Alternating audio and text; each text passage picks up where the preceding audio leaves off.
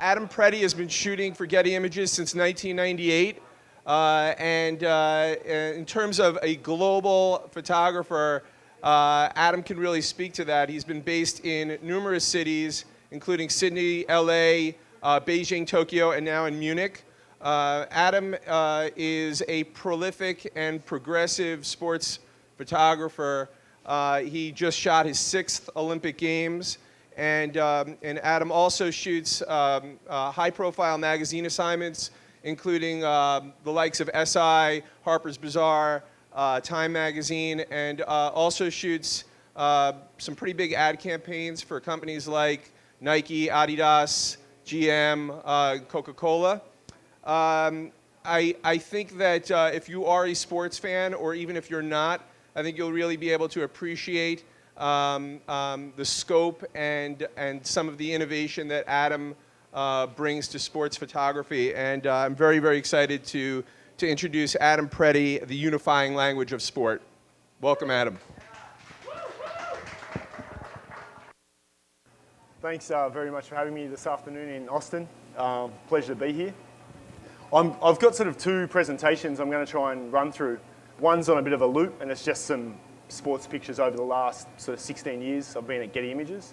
And then the other one, which I'm going to be chopping and changing a bit, is just some pictures I'm going to talk about a bit more in depth, and some of my experiences as well. So I'll just kick off this and it will run on a loop, so please don't be upset if it goes on again. To say sport's been a big part of my life is probably a little bit of an understatement. I started shooting rugby matches when I was about 15 years old at high school. That was the first time I sort of got involved in sports photography. And I've been doing the same thing, I guess, ever since then. I grew up in Sydney, Australia, and as a young guy, I had no real desire to travel. I was pretty happy at home, down the beach, hanging out with friends. But since I've sort of found my way into sports photography, I've been basically kicked out the door, and I've been forced almost to travel around the world for work, which has been a great experience. I'd grown up involved in quite a bit of sport. I wasn't any great sportsman, but I grew up in Australia, outdoors, down the beach, doing a lot of swimming, sort of water sports.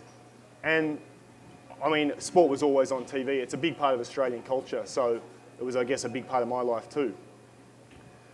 I sort of fell in love with photography by accident. It happened when I was about 15 years old in year 10 at high school. That's sort of like second last year at high school in Australia. And I was meant to do work experience as a cartoonist. I really wanted to be an illustrator or artist.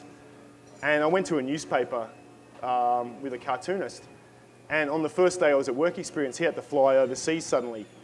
And I was sitting in the office with my head down, probably looking a bit pathetic. And a photographer came and said, "Hey Adam, why don't you come out with me?"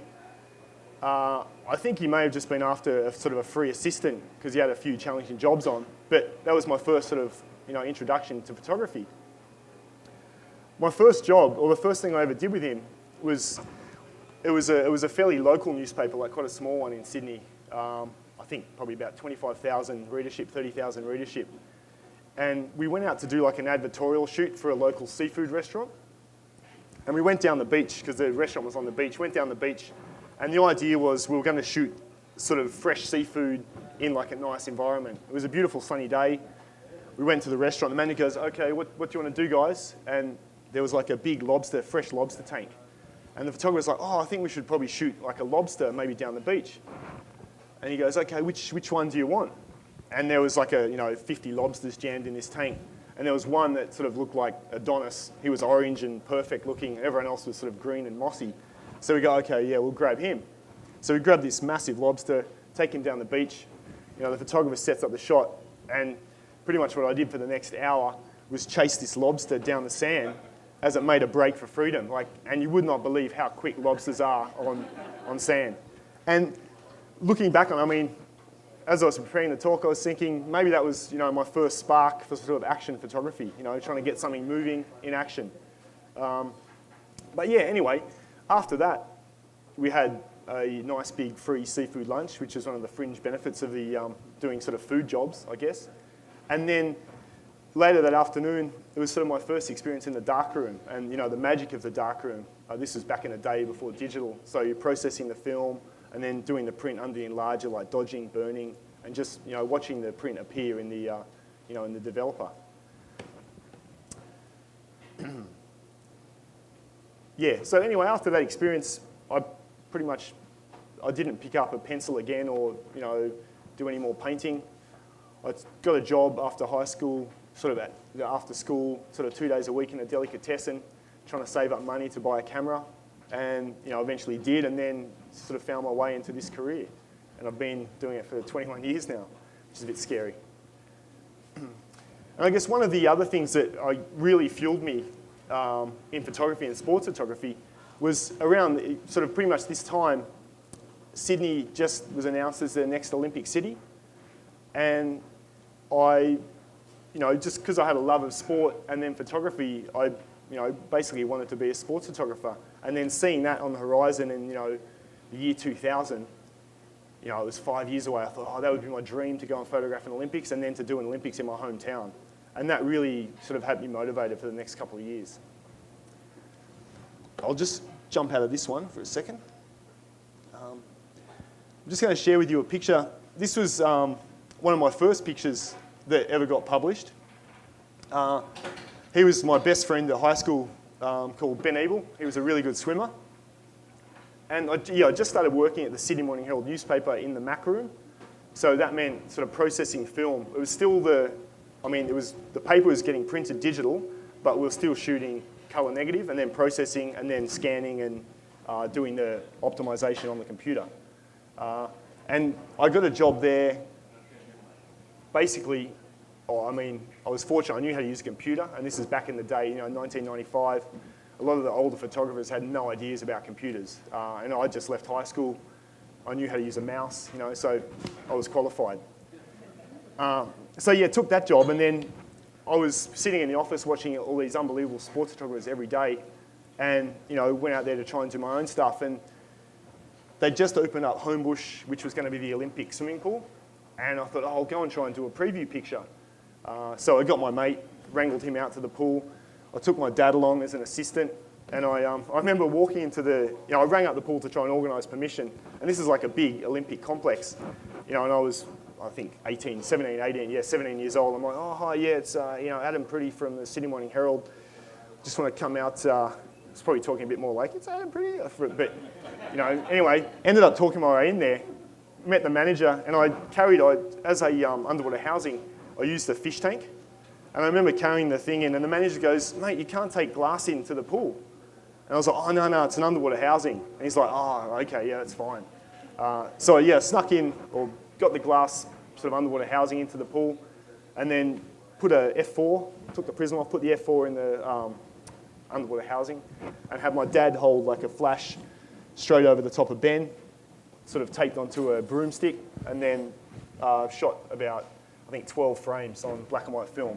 And I was fortunate to get that picture. After my stint at the SMH, I was there for, I think, a bit less than 2 years. And then I was fortunate to start working at All Sport, which is now Getty Images. And that was in 1998. When I started work with All Sport and Getty, I got to start traveling overseas rather than sort of just Australian-based. And one of my, I first lived in LA and then came back to Australia, fell in love, got married. And then my next trip abroad was when I moved to Beijing in 2007, before the Beijing Olympics. Excuse me. Sorry, I just got a bit lost here. I was just saying it's given me an amazing opportunity to work, first Australia, then USA, back in Australia, China, Japan, and now Germany. And I think it was in China that I really discovered the meaning of the universality of sport and also photography as, it's a really, it is a universal language, I think. And there's no better illustration than when you are living in a really foreign country. This picture I've got up here is Zhang. And I'm going to tell you a story about how I met him and what he sort of was a big part of my life in Beijing, and basically ran my whole life for 4 years, which was good, unfortunately for him. But yeah, I went to Beijing 2007 as part of the Getty build-up before the Beijing Olympics. And we had an office, but it was pretty sort of light news. We didn't really have any serious sport undertaking there. So I moved over there to try and get things ramped up for the games. As soon as I arrived in the Chinese office, Shi Qin, who was the office manager, she told me, Adam, you need to have a driver. And you know, my lifelong dream was to be a sports photographer, and then probably second to that was to have a driver. So I was like, yeah, I'd love, you know, sure, get someone in. I'd love to have a driver. So anyway, Zhang came in for an interview. This is Zhang here. Sorry, it's been up there a while. He came in like very nervous, dressed in a suit into the office, and he couldn't speak English. I couldn't speak Chinese. So we sort of smiled at each other, and Shi Qin said to me, oh, what do you think? And I was like, yeah, he looks good. He's got a driver's license. Let's get him on. So Zhang started working with me and practicing English. I didn't learn barely any Chinese just because that was my excuse anyway, because he wanted to practice English the whole time. And then, yeah, over the 4 years I was in Beijing, I pretty much did everything with Zhang, you know, apart from the things I did with my wife, of course. But, you know, we went through some really challenging times. And one of the good things with Zhang, he was up for anything, you know. This was a guy, he was from Henan, which is one of the poorest provinces in China. He moved to Beijing to try and make it big, or, you know, try and make something of himself, earn some money. And he started working in a paper factory in Hebei, which is outside Beijing, about 50 kilometers. Then he got a job as an airport bus driver. Then he became like before that he sold electric bicycles. Then he got a job as a driver, and then he became a normal car driver, and then he started working with Getty and with me. And Zhang, you know, he was with me all the time, and I like doing rock climbing. So we sort of forced Zhang to take us out climbing on the weekends. And after sort of doing this for about a year, Zhang thought, oh, no, I'll give it a go. So yeah, we took Zhang out. You know, he thought, what are these crazy people doing? So we took Zhang out climbing, and he, you know, fell in love with the sport as well. And this is outside Beijing in Baihe. It's called White River, but it's, you know, really picturesque, and it's close. It's about 45 minutes an hour from Beijing, which I really had no idea existed. And when you're in Beijing, it's so polluted and crowded. You've got no idea you've got mountains sort of right on your doorstep. Anyway, so I went out here with Zhang, introduced him to climbing. This is when we did like a big multi-pitch sort of route, which was sort of all day and baking hot. But we were fortunate, this location we then started using for some commercials we shot. And this was a commercial we did for Gore-Tex in China. This was like a Chinese mountaineering rescue team. And they sort of became rock stars in China. After the earthquake, those guys, you know, rescued, you know, hundreds and hundreds of people during the earthquake in Sichuan. And then Gore-Tex sort of picked up on that, and then they did a campaign with these guys. And the other guy, I think he's walked around China like he's walked something like 20,000 kilometers or something like that, the guy on the left. So yeah, they picked quite unusual, I guess, people to represent, or ambassadors, I will say. You know, Western countries, you're normally quite good looking. But the guys out in China, and then the other funny thing was when we were shooting this guy, they're like, Adam, he's really fat. And I'm like, yeah. And they said, can you do anything about that? And I'm like, well, he's going to be quite far away, you know. They're like, yeah, but he's fat. And the guy's in like earshot. The other thing in China, there's not much subtlety. You know, you won't really say it sort of in the quiet. And we're like, oh yeah, we'll just turn him on a good angle. Anyway, they shot it, and then they wanted to retouch him quite a lot as well to try and slim him down. But that was that poor gentleman there. But he was a very good rescue person. Anyway, moving right along, this is the same location, sort of about an hour outside Beijing, and with the same guy who was like the sort of rock star hiker. Moving along, as part of our, you know, climbing and photographic journey, I went on a holiday with another friend, Sean, and with Zhang. We went down to Yangshuo, and this is Moon Hill, and that's sort of southern China. We went down there just for a week's holiday. And while I was there, we were just climbing and eating and having a great time. We went to this location And I was like blown away. I thought, I'd never seen anywhere like it in the world. And, went climbing, did all the things. Got back in Beijing, I got on Google, and there was basically no climbing pictures from that location. Or, there was just like sort of phone happy snaps. So I was like, okay, that's strange. So I rang up a friend in Australia who's a really, really like sort of world-class climber and said, I'd be interested in coming over to Yangshuo to do some climbing pictures. So this was before I pitched the idea to Getty, and they said, yeah, that's a great idea. Don't spend too much money. We did stay in a backpackers, which was about $7 a night, so it was cheap.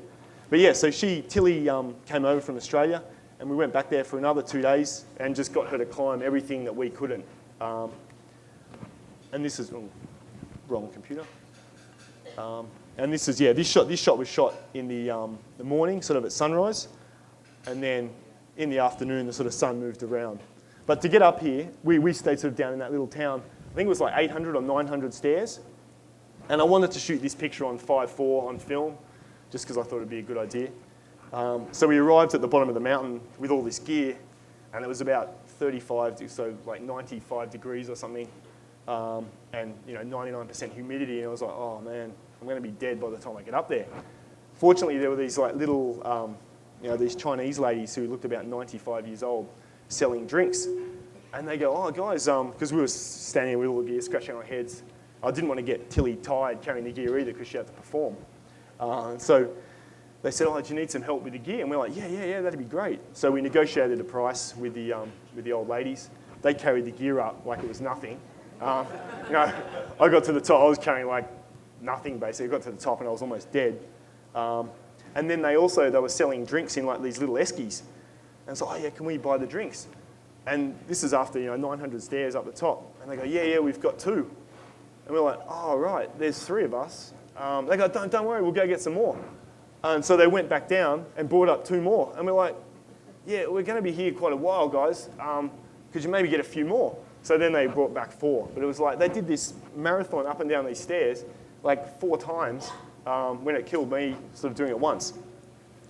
And this is another location also in Yangshuo, but just on another sort of area. I think it was White Mountain or something.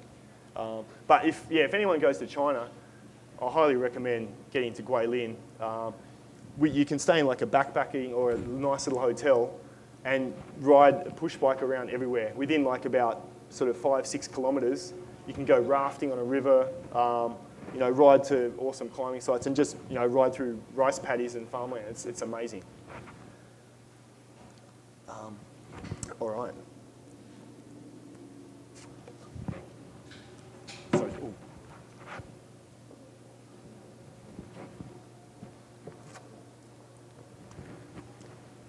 And I think, back to Zhang as well, before I leave him, one of my, I think probably my proudest moment as a photographer came when I left Beijing in, now I can't even remember when it was, when I left Beijing in 2011, I think it was, yeah.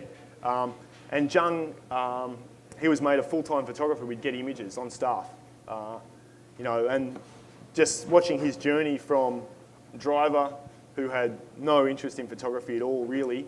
And then he started assisting me with lighting on commercial jobs and just carrying gear, and then became sort of my first assistant, learned how to use the computer, Capture One, all the software, and then picked up a camera and started shooting. And then to see him get the job, that was an amazing experience, and one that I would never have if I hadn't left Australia.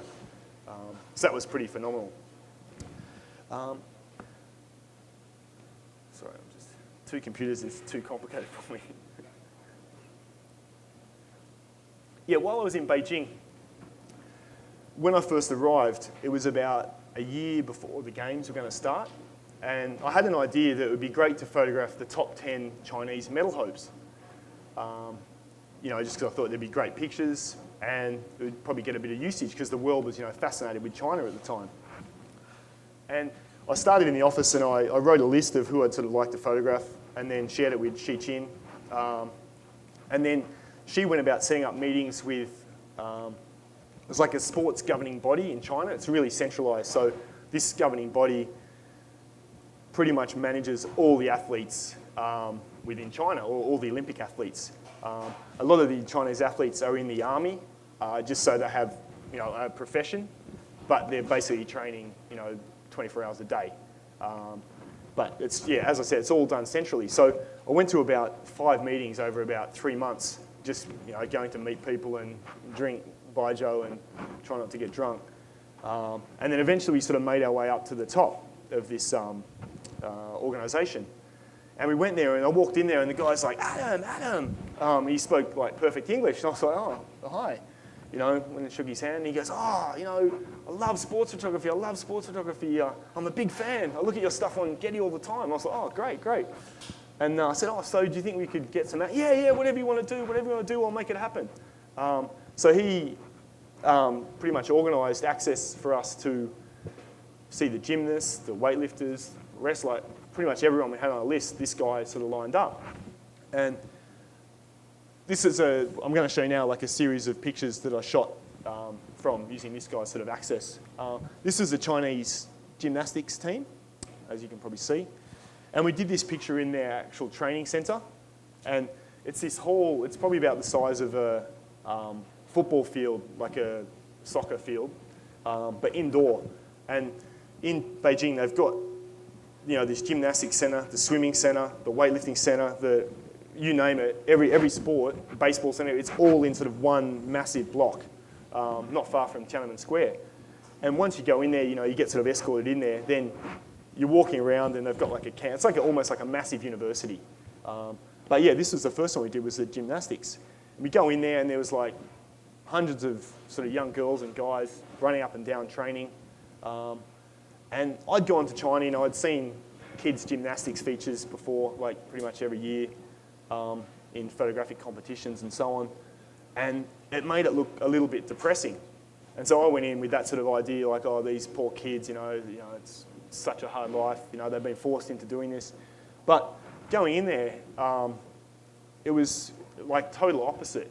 I mean, I got to meet and spend some time with the girls sort of chatting, because I went and explained to them what we're trying to do with the picture, and they were joking and laughing, and they didn't have to do it. The coach asked them, do they want to do it? And they said, if you want to do it, come back after dinner. And almost everyone came back to do the shoot. I was like, okay, that's good. So this is not sort of, I set up a white backdrop, obviously, and then there was like about 8 of these beams sort of set up in a row. So then just set this shot up. And then this was the guys, which we did on the same night. And all this equipment sort of all in, like beautifully laid out, and just, took some lights in and lit it.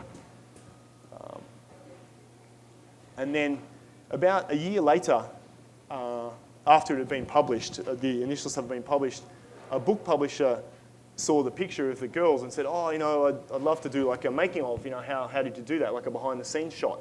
Because I shot it all as one picture. So it's shot as one frame. So I went back in, and then he, went and documented. So we did like a behind the scenes. But yeah, pretty much, and this was like the sort of book they did. This is the centre. So we just sort of lit that up. I found, initially when I did it, I found printouts just from websites of what moves I like the girls to do, and then laid them out. And one girl goes, yeah, I can do that move well, I can do that, yeah. So we sort of picked it out and then got them into position, and just drew like little chalk marks on the beam where we wanted them to be. And it took probably half an hour to get them into position, and then, we had the lighting done already, so they didn't have to hang around. And then when we did it, I took 3 pictures. I did one, and I fired it a bit early. My timing was a bit out. And then I did another one, and then, this girl here, her timing was not quite right, so we counted down again, and then did it again, and we got it. It was just like, oh, okay. So yeah, it was, phenomenal to work with these guys. They were so professional. And, they range from about 14 to 18 years old. And the whole time they were sort of making fun of me, just giving me a hard time. I didn't know what they were saying most of the time, but Pengza is like fat, and they kept calling me fat, hey, fat old man, like things like that. So I took offence to that a little bit. But yeah, here's the rest of the sort of behind the scene thing. See, look, having a great time there. She's loving it. And the next one we did a shoot with the synchronised swimming team. And in Beijing, you can get really good sort of clothing made, great tailors. And I met like a tailor, he was like a designer, and I had this idea to shoot the girls in like, nice draping dresses underwater. So I went to the tailor, he goes, yeah, I'll work on it. He made some dresses up. And then we shot this also in the same complex, but in the big swimming pool. And this was some of the work from that. And yeah, this girl who was the captain became quite good friends with her. And now, yeah, she had a husband who was about 7 foot tall, pretty much Yao Ming, in the police force. And yeah, I think she's now the coach of the Chinese team. She started when she was, I think, 12, doing synchronized swimming. And I think she had to retire because she'd held her breath for too much time and she had it affected her heartbeat. Apparently some muscle develops or something like that. And I guess that was probably pretty irresponsible, mismanagement of athletes, I guess. But yeah, she started when she was so young and she could hold her breath for 6 minutes. And yeah, sorry, I didn't include it in the presentation, but I've got a picture. They go, yeah, take a picture with us after. And they held me and I took my regular out of my mouth and we're posing. I'm like, guys, can you let me go? I remember having to fight them off because they were just down there so relaxed underwater and I was like drowning trying to find where my reg was. But yeah, just illustrating. And then a couple more pictures here. And this one was a comp together sort of thing. I'll work with a root toucher. And same this one. Yeah, one of the next guys we did was Liu Shang. And he was like the great hope of Beijing Olympics, almost like the poster boy. And of all the athletes I did in China, he was the only one to sort of have a little bit of attitude. He was he was a superstar and he was under a lot of pressure. But pretty much everyone was like, yeah, Adam, what do you need me to do? There was never like, oh man, I've got to go. What are you doing? Like, don't waste our time. Everyone was really appreciative of having their picture taken, which was like a big surprise from my work in the past anyway. So yeah, we shot him again at a training centre. And then these are the male gymnasts. And then weightlifters. And these guys look massive. They're all about that tall. It was quite funny. Even the gymnasts, I thought, man, they're huge. Like, they're so muscly. I remember standing next to one of the guys, and the guy was about he was tiny. And his arms, they look absolutely enormous. Like, his biceps, when they're like that. And they were seriously, smaller than my wrist almost. Like, it's just because the guy is so tiny. It's like, they're almost like toys. I was, blown away. And I saw this guy and a girl. They had a competition. I don't know if you've seen Enter the Dragon, when Bruce Lee climbs up that rope with his legs out like that. This guy did it something like 7 times up and down, probably about 6 meters high. What's that, 20, 30 feet? Up and down with his legs up, climbing up a rope, down a rope, up a rope. And then the girl did it about 5 times, so he won. But yeah, phenomenal athletes. And then these are the swimmers.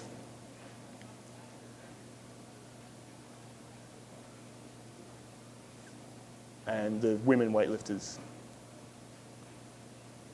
And yeah, this room is enormous again. I mean, everything's big there. They've got, 50 people training almost. And so if someone gets injured, there's someone that's pretty much as good right behind them, They just step in straight away. So it's the depth in the sport there is, pretty phenomenal. All right. Sorry, just let me unlock here.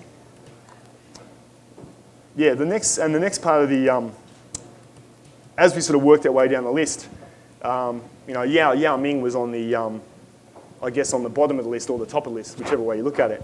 At the time, he was, I think he might have still been a little bit injured, but he'd come back, he was like the biggest star in China. And, the amount of press he was getting and thing was phenomenal. And I had him down there and I thought, okay, let's get in touch with his agent. He was sort of the exception to the Chinese rule, whereas he had his own individual agent. So I contacted his agent, sent him over a presentation saying, this is what we shot pretty much everyone else before then, sent out the stuff. And then they didn't get back to us for about 3 weeks. And it was getting really close to the cutoff for the media blackout before the Olympics started, where we couldn't get access to the athletes. So we got in touch again, and they're like, oh, yeah. Sorry. Yao's, he's so busy, man. Like, he's got no time. So, he's got no time. Sorry, Adam. I was like, oh, okay. And they go, but, he loves your pictures. I was like, okay, it's sounding a bit better. It's like, next week, Yao's getting married. If you're free, could you come down and do some wedding pictures? And I was like, sure, I'll give it a go. Like, I hadn't done a wedding before. I thought, good way to start. So I was like, and I said, yeah, okay.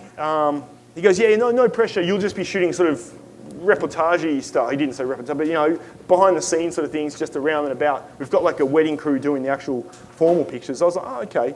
And then he said, and then if you get some time, we'll get you 5 minutes with Yao and you can do a portrait. I was like, okay, why not? So booked a ticket down to Shanghai for like a day. We get there, and I flew down. The whole office wanted to come with me because everyone loves Yao. So I went down with about like an entourage of 4 people. We get there, and they go, oh yeah, today we're starting in Shanghai. Then we're going to like Suzhou. Now I can't remember the name of the other city near Shanghai. But it was 3 days in this caravan of cars following Yao around, doing wedding pictures at like the mountains, bamboo forest, in the film studio. I think where they made like The Last Emperor, they used that film studio. But yeah, it was phenomenal. And this went for 3 days on probably the hottest days of my life. It was 105 degrees every day, and it was in the middle of summer. And we woke up at sunrise every day, which was about 3 o'clock in the morning in China, because they've got the time zone a little bit wrong. And Yao, he's not a small guy. He's wearing a suit. I was wearing practically naked because it was so hot. He's walking around in a suit. And then, true to their word, they gave us sort of 5 minutes. So this is at the bamboo forest I was mentioning. And Yao was walking in there to do his sort of wedding formal stuff. And I said, can we just do a quick picture here? And I had an assistant with like one light, bang, bang, bang. Okay, yeah, thanks. So I got that. And then this was at the film studio where we went. And they were doing all this. They had this massive, like a green screen, but it was like clouds. So Yao was floating in the clouds with his bride. I'm sorry, I couldn't show you. We're not allowed to show the pictures from Yao Sing. It was like a privacy sort of thing. But some of the stuff is great. It's pretty funny. And throughout that, I spent 3 days with him. I had lunch every day, dinner every day, and just the stories he was telling, and the cross of cultures. And then I had no idea really about American sport as well, so I learned a lot about basketball from him. It was phenomenal. And then one of the funniest things on the last day, he goes, Adam, you're married. Do you do what your wife tells you? And I was like, if I want to stay alive, I do. He goes, yeah. And he goes, do you do wedding pictures too? I said, yeah, we do. He goes, like this? And I said, no. At my wedding, we organised 2 photographer friends to come and take some pictures, but unfortunately they hit the bar a bit hard.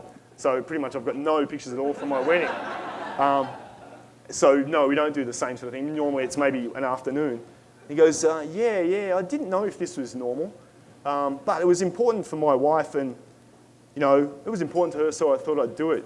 I said, yeah, it's probably a good idea to do what the wife says. And then the same sort of pretty much after that conversation, we'd finished. It was a wrap. The shoot was done, and we're on this lake, and they were shooting pictures of Yao carrying his bride on a pier or a jetty into the lake, and we're like, oh, awesome, let's go swimming. So me, the assistant, and all us guys jump off the pier, and Yao came out of his trailer in like a pair of board shorts, and we're like, oh, wicked, yeah, come on. And then he looks at his wife, and she was just like, gave him the nah, and he's like, okay, walked back in and got changed. So I never saw Yao do a bomb off a pier, which is my one, I guess, regret. All right. And am I going too long? Have I got time still? Or is that keep going? All right. Anyway, completing, I'll just put the other one back on where we were. Yeah, after doing sort of all this a bit more portraiture sort of work, which I hadn't done before, it sort of opened like a commercial door. and I started getting booked for all these commercial jobs in China, which, you know, as I said, I hadn't done at all before. I'd done like one underwater commercial for Nike, which was a few years before, but since then I'd never done anything. And then after doing that, all the work I was getting was commercial, like just doing, you know, a lot of studio stuff. And having to learn how to light and things like that was, you know, an amazing challenge and just a great opportunity. And I look at China as, after watching that, I don't know if you watched that show Deadwood, you know, sort of Wild West. China is a little bit like that. It's like that cowboy town, anything's possible if you say you can do it. And I mean, that was totally my experience. You know, I had no experience doing lighting or anything like that, but thought, yeah, I'll give it a go. And that's sort of how it turned out. And having the opportunity to do, or to work at something at the Olympics where you've got sort of absolutely no control over your subject or what's going to happen, and then to throw that, and then be in a studio where you're, you know, in complete control, was a real, I guess, step out of my comfort zone. And I think, you know, I think it's given me a bit more longevity to my career. You know, you can get a little bit burnt, I don't want to say burnt out, but I guess it's burnt out, you know, doing the same thing over and over again. And, you know, you go to an Olympics, and I've done, 7 Olympics, not 6. And it gets a little bit like a job. And photography has never been a job to me, but it's like a passion. And I started, you know, my time in China, I guess I was feeling doing sport was becoming a little bit more job-like. So then having that other avenue to explore was, you know, a great relief. And now, I guess, since I moved to Japan, there wasn't so much commercial opportunity, and then Munich, it's sort of a mix. I'm doing sort of a bit of a 50-50 sort of split now. And, I mean, so I take it back to the opportunity I had in China and the opportunity to travel, and then, you know, as we said, like the universality of sport that gave me these opportunities. And, you know, I wouldn't have had that chance if I hadn't chased that lobster down the beach and then moved to China, where they also like their fresh seafood and lobsters as well. But anyway, I'll let this play through. Has that gone through already, or is that still on the first round? First round, okay. And yeah, I mean, I'll open up any questions from anyone. Just going to get a mic to pass around. Okay.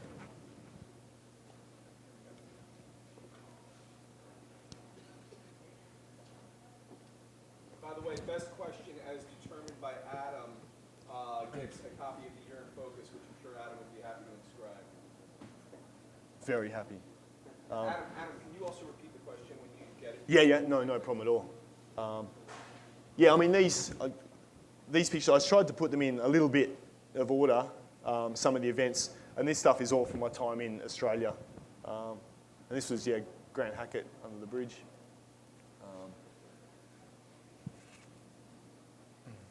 Yes? How has your career affected your marriage? How does that work? How has my career affected my marriage? I think good. Yeah, I mean, I'm so lucky. My wife is really supportive. When I moved to China, actually, she goes, "Oh, I'll just stay in Australia and just to see how it goes before I move over."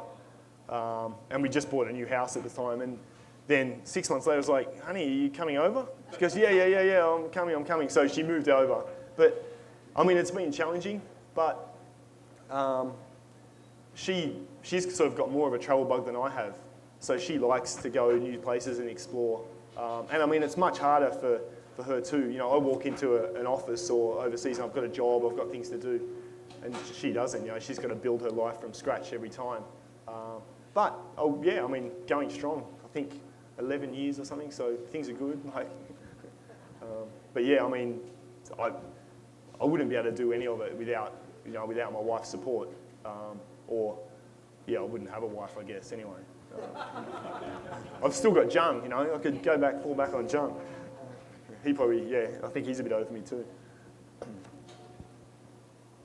Which was the best Olympics you've done?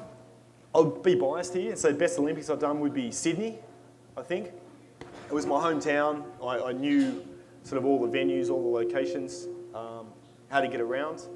But probably the not easiest, but where I haven't died after the Olympics, you know, because you just get so run down, would be Sochi. You know, the IT, everything worked really smoothly. It was easy to get around. So that was probably my most pleasant experience, Olympic experience. And how has it changed? From the first one you did, like over the years, like with technology, or I don't know, just the whole experience? Yeah, I mean, it's changed a lot. Yeah, when I started in Sydney, we were still shooting film. We got these digital cameras. I can't remember, it was like a Canon Kodak. Al, do you remember what they're called? But they were pretty slow. And the first day of the Olympics, it was the when Australia was racing America in the relay, the 4x100 metre freestyle relay. I remember shooting that, and it had like a 7-frame buffer, and I went do do do do, and then the camera was like just, you know, thinking, and I thought, I can't do this. So after that day, I called up my boss Stuart and said, "Oh, Stuart, my digital camera's broken, mate. It's not working." He goes, "Okay." So then I ended up just shooting film for the whole of the Sydney Olympics, pretty much. And I mean, yeah, I shot 900 rolls of film. I'm not very good at maths, but now, I mean, you would shoot so much more. Now you're on digital, and the cameras are faster as well. So technology, I mean, it's got much easier from a photographic, from us sort of delivering a picture, but the backgrounds, things that are going on in the background, has got much, like the logistics and everything, it's got much harder. So every step in technology that happens creates more problems, and it means you can do more, but it also creates a lot more problems as well. But I found Sochi was like, everything clicked. So yeah, it was as I said, yeah, it was quite good. I came home and I wasn't dead. I mean, after Sydney, doing the fireworks, I got a taxi home and just crashed. And I woke up, or didn't wake up the next morning. Like, my mum was like banging on the door, Adam, you okay? And she had to drive me to hospital. I had like tonsillitis and like everything else. So I pretty much died. Yeah. I just, I've joined a company with my father and my sister, who are both formally trained in photography and videography. I'm not myself. I was wondering if you have any recommendations for somebody that hasn't gone through formal education or training that would like to continue to progress and excel in this field? Yeah, I mean, I also have no formal training. I went to university for 2 months after high school, and then I deferred. Actually, that was in my speech, but I cut that out. Sorry. So I don't think you need formal training. I mean, maybe the US is different from Australia, but when I started, I went to a newspaper. I started working in a newspaper, and I got lucky at the time. It was just that changeover. But I think now, just do some assisting. But then I think assisting is a little bit of a trap as well, because guys get comfortable making money, and then you're stuck in that. To then step out on your own is a big step. So I would say maybe try and have like a little bit of a financial cushion. I mean, I was easy. When I started, I was living at home. I had no financial pressure. I was like 17 years old. So it's a big difference. But yeah, I mean, just do as much as you can of it. And talk to photographers, communicate. And that was another thing I forgot to say as well. It's another big part. I think one of the,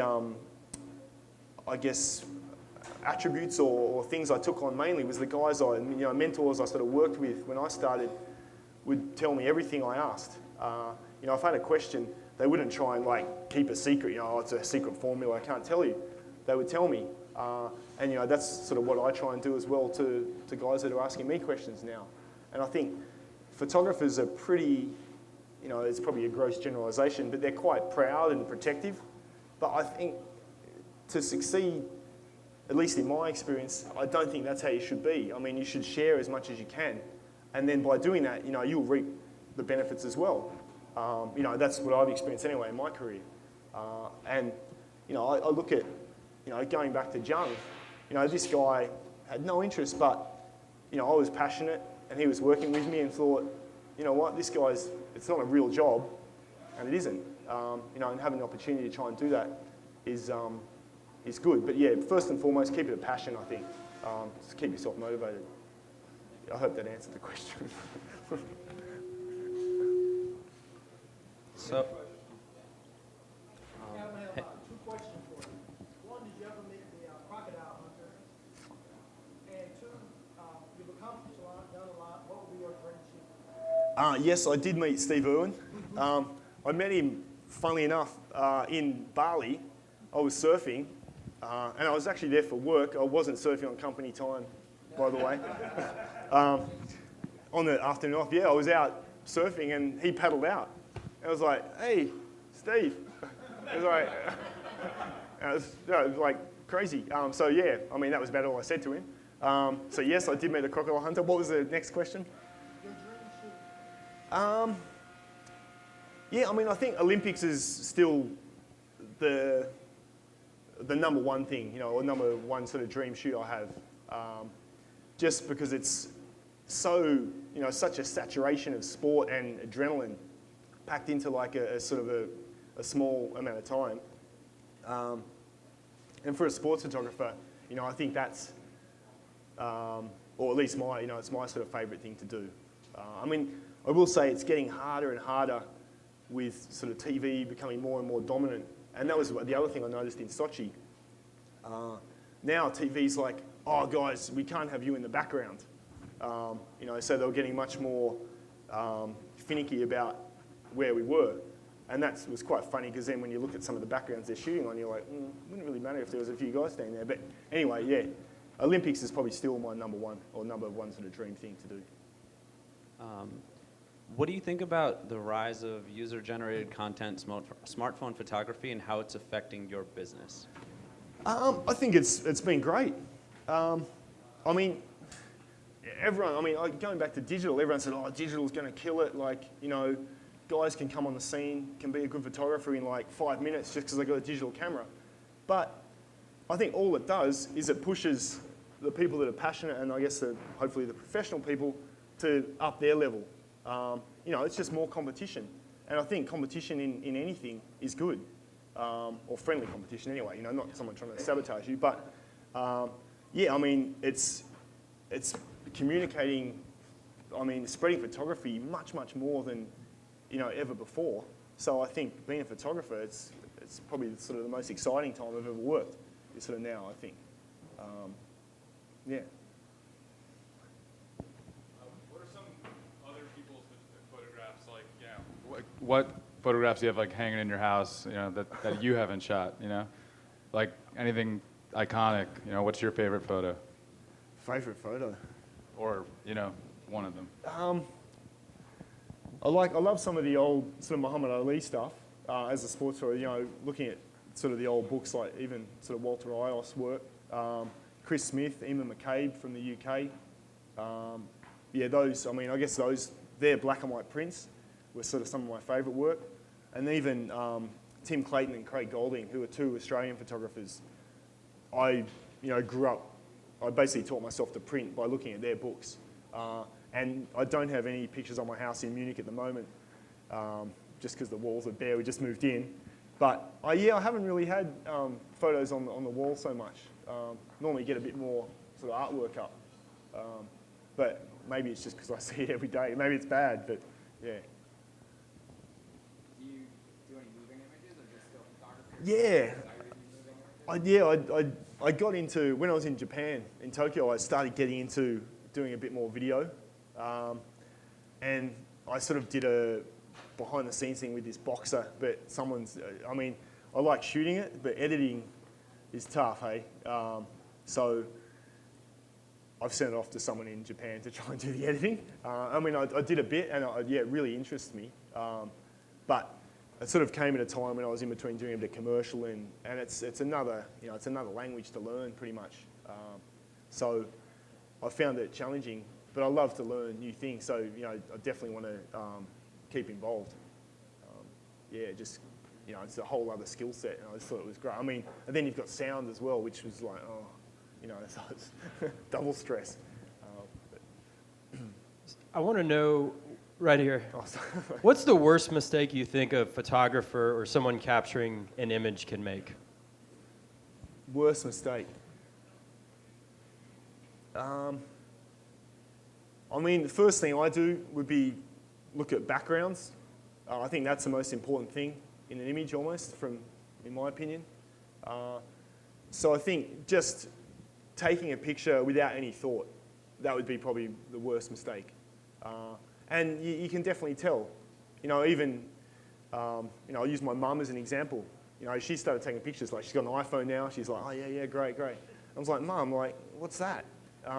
She goes, oh, yeah, I saw it. I got it. I said, you didn't get it. Like, you've got a picture of it, but it's not there, So I think, yeah, taking a picture without any forethought, I think.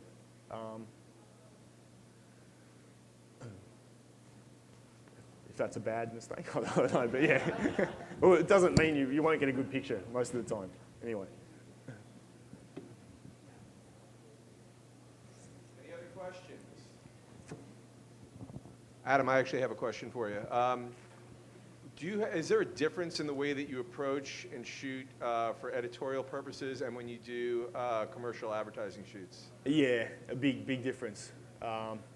Editorial, I can go in with no forethought. No, I mean, just the amount of planning, that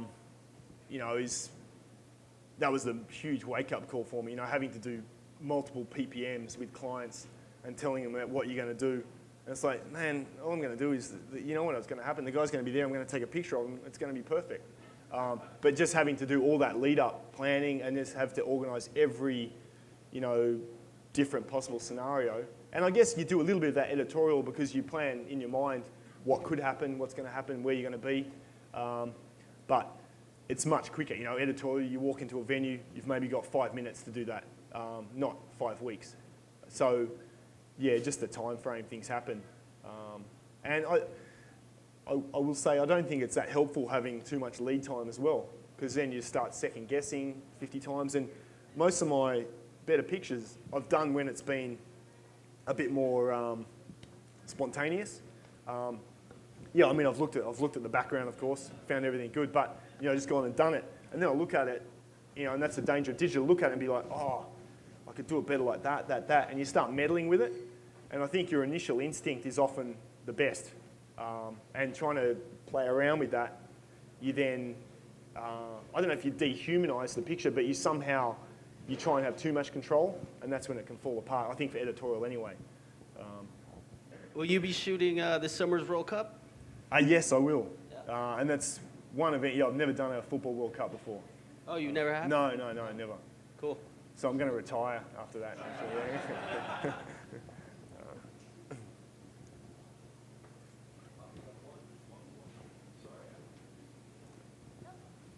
Hi.